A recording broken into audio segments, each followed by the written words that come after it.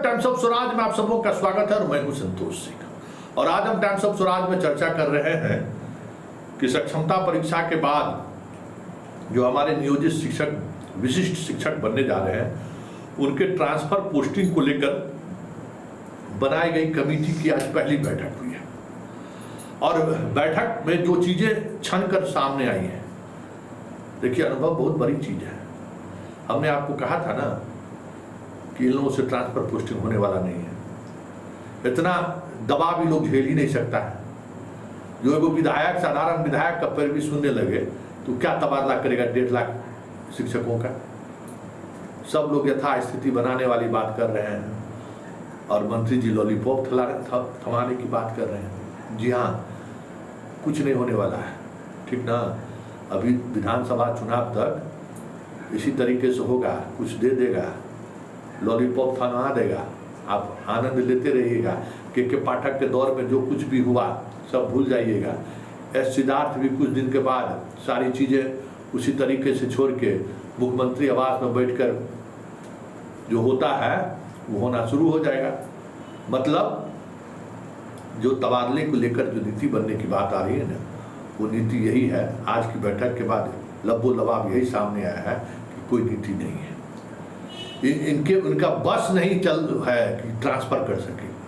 कहे थे ना, तो एगो कोई कमेंट किए थे, कोई बुजुर्ग आदमी थे सीतामढ़ी या कहीं के, कि संतोष जी आप जो है ना ऐसी बोलते रहते हैं, डिंग हाँकते रहते हैं।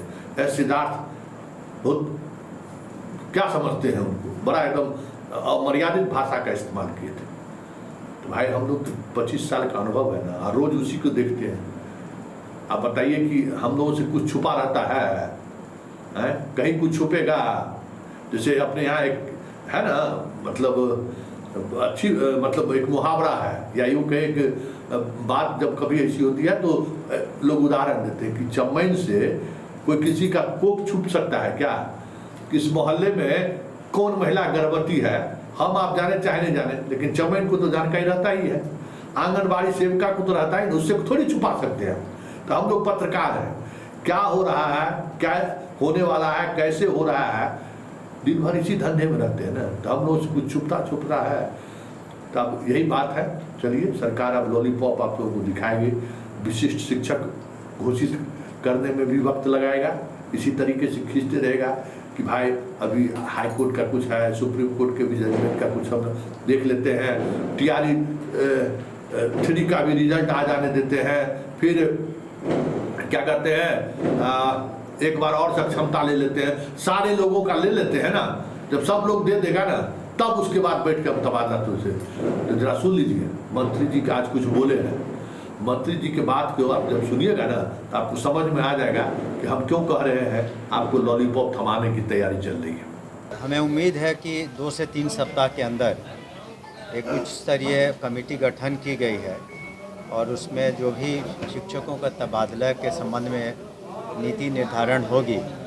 लेकिन उस नीति निर्धारण में हम लोग कोशिश करेंगे कि खास करके जो अगर हस्बैंड और वाइफ टीचर्स हैं या फिर कुछ ऐसे मामले हैं जहां मेडिकल ग्राउंड पर लोगों ने पिटिशन्स दिए हैं, तो हम लोग कोशिश करेंगे कि जो भी समस्याएं हैं, खास करके जो समस्याएं वास्तविक हैं और जेन्युइन हैं शिक्षकों की, उसका हम लोग उसको पॉलिसी के अंतर्गत लाने की कोशिश करेंगे, ताकि जो पठन पाठन है वो अच्छे तरीके से सुचारू रूप से हर स्कूल में, चाहे वो प्राथमिक विद्यालय हों या माध्यमिक विद्यालय हों, वहाँ पर सही तरीके से, अच्छे तरीके से, और एक शिक्षकों के मन में एक विलिंगनेस भी हो।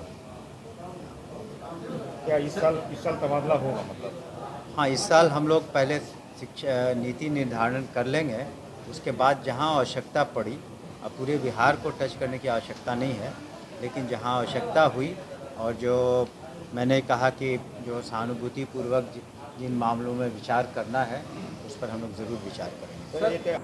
तो सुन लिए, मतलब बड़ा खुल कर बोले तो पति पत्नी के मामले में जो है सब थोड़ा व्यवहारिक पहलू अपने, सब बात पर व्यवहारिक पहलू अपने। अरे व्यवहारिक पहलू से कहीं सरकार चलता है कि भाई नियमावली से सरकार चलता है? अब बताइए, मंत्री जी कह रहे हैं व्यवहारिक पहलू देखेंगे।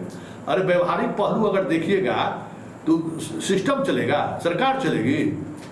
तो यही मतलब, ये कहने का मतलब ये है ना कि व्यवहारिक पहलू बोलते रहेंगे और अव्यवहारिक वाला काम करेंगे। जैसे ही चुनाव खत्म फिर शुरू हो जाएंगे वही रुख।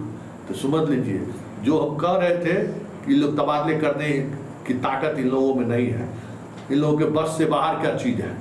ऐसे बहुत सारे लोग तो चाहते ही हैं जो जहाँ हैं वहीं रह जाए। जो बेचारे दूसरे जिले में थे नियोजित शिक्षक सब, जो चाह रहे थे कि हमारा अपना होम जिला हो गया, अब उसको थोड़ी परेशानी होगी। जो बीपीएससी वाले हैं उनको परेशानी होगी, लेकिन चीजें जारी रखिए, लड़ाई जारी रखिए, परिणाम सार्थक होगा ये भी तय है। क्योंकि मंत्री आज जिस तरीके से बात कर रहे थे ना, उससे साफ ये लग गया कि सरकार चुनावी मूड में आ चुका है।